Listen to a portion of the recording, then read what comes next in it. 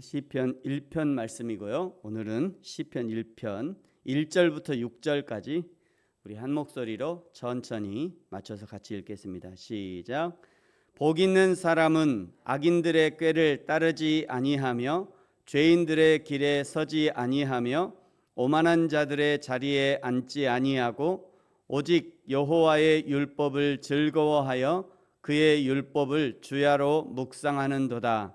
그는 시냇가에 심은 나무가 철을 따라 열매를 맺으며 그 잎사귀가 마르지 아니함 같으니 그가 하는 모든 일이 다 형통하리로다. 악인들은 그렇지 아니하며 오직 바람에 나는 겨와 같도다. 그러므로 악인들은 심판을 견디지 못하며 죄인들이 의인들의 모임에 들지 못하리로다. 무릇 의인들의 길은 여호와께서 인정하시나 악인들의 길은 망하리로다. 아멘. 네, 오늘부터 시편 1권의 말씀을 함께 나누도록 하겠습니다. 시편은 총 5권으로 구성이 되어 있고요. 1권은 1편부터 41편까지가 시편 1권으로 구성되어 있습니다. 시편 중에 가장 오래된 시편은요, 지금부터 약 3,500년 전에 지어진 시편 90편이고요. 모세의 노래입니다. 모세가 이렇게 노래합니다. 주여, 주는 대대에 우리의 거처가 되셨나이다.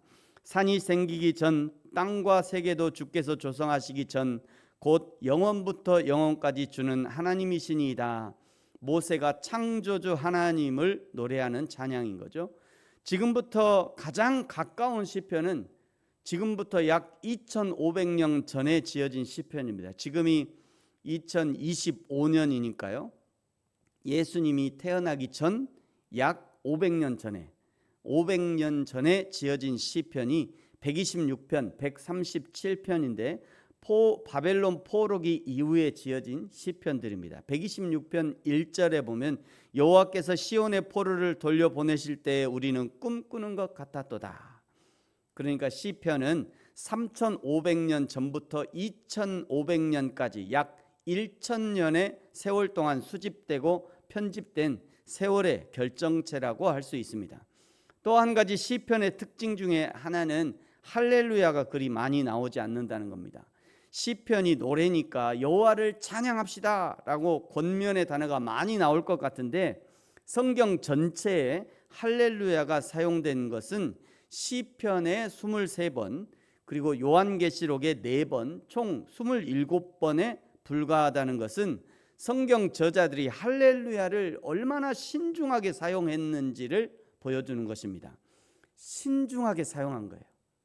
그냥 아무 때나 쓴 게 아니고 신중하게 할렐루야를 27번이면 내 전체 인생 중에 3분의 1, 1년에 한 번, 아니 3년에 한 번, 우리 80인생을 살면 3년에 한 번 할렐루야 했잖아요. 3년에 한 번. 물론 이렇게 따져보면요. 그만큼 시편의 기자들은 매우 신중하게 이 할렐루야를 쓴 겁니다. 우리도 신앙생활하면서 할렐루야 아멘에 대해서 조금은 신중할 필요가 있다고 저는 개인적으로 생각합니다. 왜냐하면 할렐루야 아멘이 내 신앙의 가장 깊은 곳, 내 심령의 깊은 곳에서 하나님의 존재와 하나님의 진리의 그 말씀이 동의되어지고 인정되어져서 할렐루야 아멘이 터져 나와야 합니다. 마치 입의 주문처럼 사람을 선동하는 용어로 할렐루야 아멘이 사용되어서는 안 되겠다는 그런 생각을 개인적으로 합니다. 오늘 시편 1편은 시편 전체의 주제와도 같은 시인데요. 성경은 하나님의 백성들이 하나님의 말씀을 따르고 순종하면 하나님의 복을 주시겠지만 하나님의 말씀을 거역하고 불순종하면 하나님이 저주하신다고 말씀합니다. 하나님의 저주와 하나님의 복에 대해서는 어제까지 요한계시록을 통해서 자세하게 살펴봤습니다. 그 하나님의 주제를 1편이 너무도 직설적으로 보여주는 거죠. 여러분 우리가 방금 읽었습니다만 1절과 2절 같이 한번 읽겠습니다. 시작. 복 있는 사람은 악인들의 꾀를 따르지 아니하며 죄인들의 길에 서지 아니하며 오만한 자들의 자리에 앉지 아니하고 오직 여호와의 율법을 즐거워하여 그의 율법을 주야로 묵상하는도다. 아멘. 마치 사도행전 17장에 베레아 성도들이 말씀을 받고 그것이 그러한가 하여 날마다 상고했던 것처럼 하나님의 복이 임하는 사람은 그 하나님의 말씀을 주야로 묵상한대요. 주야로. 오늘도 그러겠습니다만 새벽 메시지가 끝나고요, 이렇게 기도가 끝나면 저는 이제 오늘 지금 이제 촬영을 하고 있으니까요, 매일 촬영을 합니다.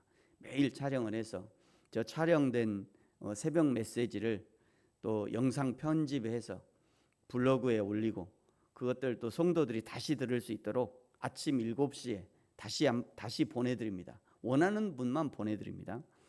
그러면 어떤 분은 하루에도 몇 번씩 반복해서 듣는데요. 그 말씀을 반복해서 들으면 그 말씀이 더 이해가 되고 은혜가 된대요. 여러분도 그러면 그렇게 해보시면 좋을 것 같아요. 필요하신 분은 저에게 문자 주세요. 저에게 문자 주시면 아침마다 제가 보내드리겠습니다. 물론 이제 목사님 그만 보내셔도 돼요, 이러면 안 보내요. 저는 억지로 하지 않고 강제로 안 합니다. 원하시는 분은 저에게 보내주세요. 이렇게 문자 주시면 제가 매일 아침에 보내드리겠습니다. 하나님의 율법을 묵상하는 사람과 반대로 악인들은 바람에 나는 겨와 같다라고 말씀합니다. 바람이 이리 불면 이리 휩쓸리고 저리 불면 저리 휩쓸리고 이것이 좋다 하며 우르르 이쪽으로 몰리고 저것이 좋다 하며 우르르 저쪽으로 몰리는 것과 마찬가지이죠. 이런 사람은 마음을 정하지 못하니 세상 풍파에 이리저리 휩쓸리는 겁니다. 그것이 악인들의 특징이에요. 그 악인은 5절에 보니까요, 하나님의 심판을 견디지 못할 것이고 의인의 회중에 들지 못할 것이래요. 요한계시록에서 봤습니다만 악인은 결코 하나님의 구원을 누리지 못합니다. 뿐만 아니라 의인의 회중은 교회를 상징하기도 합니다. 이 교회 저 교회에 휩쓸려 다니는 사람이 신앙이 성장하기가 쉽지 않습니다. 정기적으로 교회를 옮겨 다니는 사람에게 직분을 주기도 어렵습니다. 뭔가 교회에 책임 있는 일을 맡기기가 쉽지 않아요. 교회에서 일을 해야 신앙이 성장하는 것이 아니라 예수 그리스도의 몸된 교회에서 성도들이 성장해서 어떤 한 부분을 감당해 주면 그것이 교회가 더욱 성장하는 밑거름이 되는 것입니다. 6절에 의인들의 길은 여호와께서 인정하시나 악인의 길은 멸망이래요. 요한계시록에서 확인했었습니다. 그 많은 고난의 시간들을 믿음으로 견뎌낸 사람들은 하늘에서 내려오는 새 예루살렘, 하나님의 나라 천국에서 영원한 삶을 살겠지만 하나님을 믿지 않는 악인, 하나님의 진리를 실천하지 않는 악인은 영원히 꺼지지 않는 불과 유황으로 타는 못에 던져져서 영원한 고통을 받는 것입니다. 그것이 하나님이 정하신 길이에요. 분명히 그렇게 될 겁니다. 분명히 그렇게 됩니다. 성경에 이렇게 다 알려주고 그 길, 멸망의 길 가지 말라고, 구원과 영생의 길, 천국의 길을 가라고 알려줘도 가지 않겠다고 하면 다른 방법이 없어요.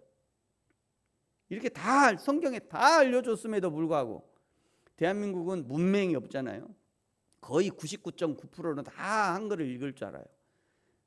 한글을 읽을 줄 아는 사람에게 성경을 기록해갖고 여기 이렇게 그냥 문서로 줘도 이거 읽지 않고 뭐 믿지 않겠다는데 방법이 없는 거죠. 그건 더 이상 방법이 없습니다. 여러분, 그래서 믿어지는 게 복이에요. 믿어지는 게, 공부를 많이 한다고 믿는 것도 아니고요, 공부를 못한 사람은 못 믿는 것도 아니더라고요. 근데 어떤 사람은 믿어져요. 하나님의 천국이 믿어지고 하나님의 창조가 믿어지고 하나님이 나를 사랑하신다는 게 믿어진다니까요. 믿어져요. 그게 복이에요. 믿어지는 게 복이라니까요. 그러므로 여러분, 부지런히 하나님의 말씀을 묵상하시기 바랍니다. 저와 여러분은 늘 복 있는 자리에 있기를 축복합니다. 하나님의 말씀이 있는 자리가 복 있는 자리입니다. 여러분이 있는 자리를 말씀이 있는 자리로 만들어 가시기 바랍니다. 하나님의 말씀을 묵상하는 자리가 복 있는 자리예요. 여러분이 있는 자리마다 말씀을 묵상하는 자리로 만들어 가십시오. 그러면 그것이 복 있는 자리예요. 하나님을 예배하는 자리가 복 있는 자리입니다. 여러분이 있는 그 자리를 하나님을 예배하는 자리로 만들어 가십시오. 그것이 축복의 비결이에요. 우리 교회 말씀이 있으니까 우리 교회 나와야 복 받아. 아니에요. 그거. 우리 교회 예배 있으니까 우리 교회 나와야 예배 복 받아. 아니라니까요. 그게 아니에요. 우리 교회 말씀이 좋으니까 우리 교회 말씀 받아야 복 받아. 아니, 그게 아니라니까요. 저희 교회에 매우 주일에만 오시는 집사님이 계셔요. 아무래도 그냥 겉으로 보기엔 너무 마르셔가지고 내일 모레 돌아가실 것 같은데 11년 차 우리 교회 오고 계세요. 그 모양 그대로 11년 차. 근데 이제 그분이 가끔 전대에 가서 이렇게 앉아 있잖아요. 전대에 시원한데 의자에 앉아 있으면 꼭 옆에 이제 다른 교회 다니시는 권사님이 와고, 야, 우리 교회 와. 요즘 교회 다녀? 교회 다녀요. 우리 교회 와.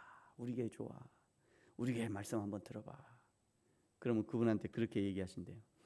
아니, 언니네 교회 하나님이나 우리 교회 하나님이나 똑같은 하나님인데 왜 자꾸 우리 교회로 오라고 그러냐고.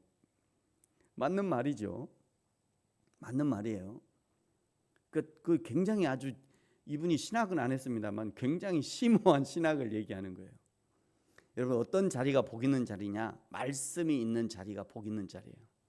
그러므로 여러분이 있는 그 자리를 말씀의 자리로 만들어 가십시오. 여러분 집에 식탁을 말씀 있는 자리로 만들어 가세요.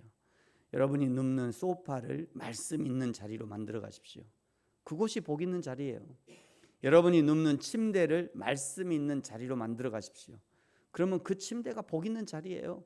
교회에 꼭 장의자에 앉지 않아도 집에 편한 자리에 앉아도 거기서 말씀을 묵상하고 거기서 하나님을 기도하고 거기서 하나님의 말씀 가운데 내 삶을 돌아보는 그 자리가 복 있는 자리예요.